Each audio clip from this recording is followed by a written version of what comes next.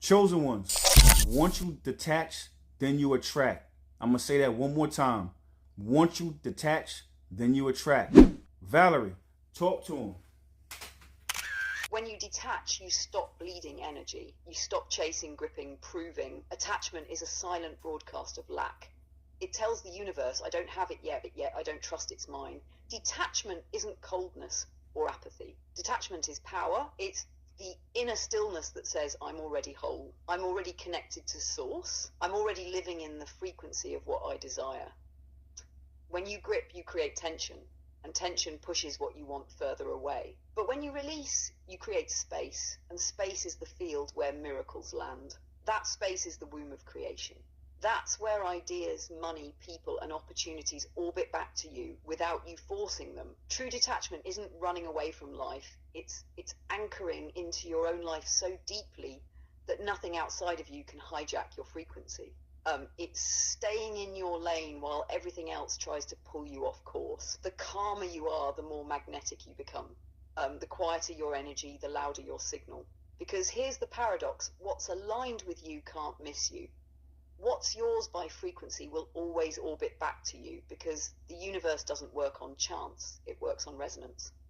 Detachment is saying, I already have it in spirit, so I don't need to beg for it in matter.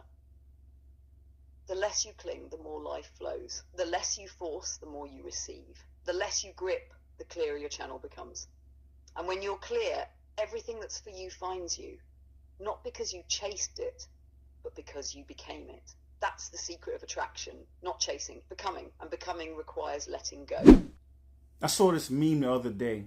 And the meme, it had someone holding on to a rope and someone else holding on to the other side of the rope. And the caption of that meme was that sometimes holding on does more damage than letting go.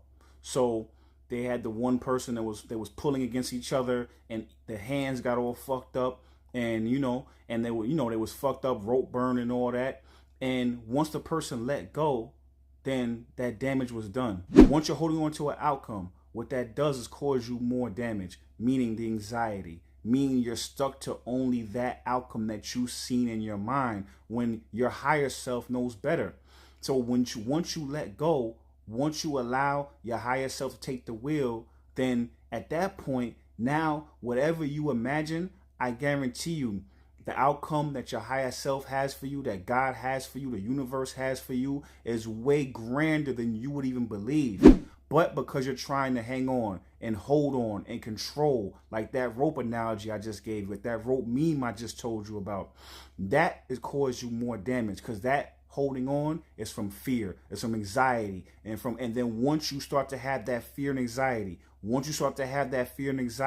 you're transmitting that to the universe, you're transmitting that to God, you're transmitting that to source. And what you're telling source, that you don't trust source and you don't trust God enough to let go. And because you can't let go, you're telling source that, you know better, and your ego is getting in the way of your blessings. Valerie, talk to him. That rope meme is a perfect picture of what attachment does. Every time you grip an outcome, every time you tighten your hand around something you think you must have, you're actually cutting yourself. Burns. All from the belief that your ego knows better than source.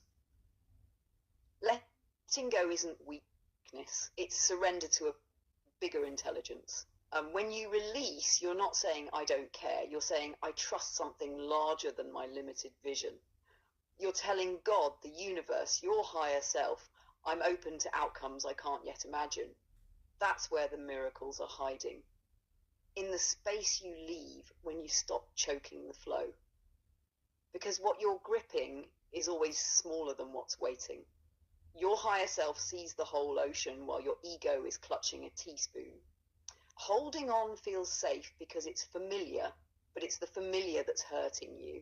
The moment you unclench, even if it feels scary, the blood rushes back into your hands. Energy rushes back into your life. Opportunities start to move toward you instead of away from you. And here's the real paradox. Detachment isn't losing power, it's regaining it. When you stop transmitting fear, anxiety, and control, you start transmitting faith, trust, and expansion. The universe can finally deliver the version of reality that matches your true self. not the one filtered through panic. So the next time you feel yourself white-knuckling that rope, a person, a plan, a timeline, remember your higher self already has something grander queued up. Your only job is to loosen your grip, breathe, and allow. That's how you stop burning your hands and start receiving with open palms. Imagine someone grabs your hand, right? Reflexively, you're going to pull away. If somebody grabs you, you're reflexively going to push them away. So that's what you're doing to your higher self. That's what you're doing to your grand plans. That's what you're doing to whatever it is that you think that you want by you holding on so tightly, by you holding on from fear, anxiety, trying to control the outcomes. What you're doing is reflexively pushing it away. Valerie, talk to him. That's such a clean analogy because it's exactly how energy works. The universe moves like breath. Inhale, exhale, give, receive. When you're gripping tight, you're holding your breath. You're signaling to source that you don't trust the flow, so it mirrors that back by withholding what you're asking for. Letting go isn't losing the thing, it's creating space for it to move towards you. Your higher self wants to meet you halfway, but it can't if you've locked every muscle in fear. Faith is relaxation, surrender is strength. The moment you soften your grip, everything you've been chasing starts to chase you. And think about it. You don't want to be around anxious energy. Think about people that you know in your life. It's the people that are calm that you end up feeling safe to come to, right? The people that have no anxiety, the people that are inviting, those are the people that end up becoming magnetic. So now when you have to then apply that to your life as well, so whatever it is that you're trying to accomplish, whatever you're trying to attract, you have to be able to allow it to come to you. Give space to allow, whatever your dreams and goals are to be able to fill that space with. You feel what I'm saying? So on that note, Valerie, talk to him. Because magnetism isn't about motion, it's about frequency. The most magnetic people, dreams and outcomes are drawn to calm energy because calm says, I already have. When you move in stillness, you radiate trust, and that trust becomes gravity. The anxious mind repels what it wants because it's broadcasting chaos. But when you relax into your being, when you breathe, soften, and stop chasing, you become the field everything wants to enter. Flow finds you because you've become the safe place for it to land.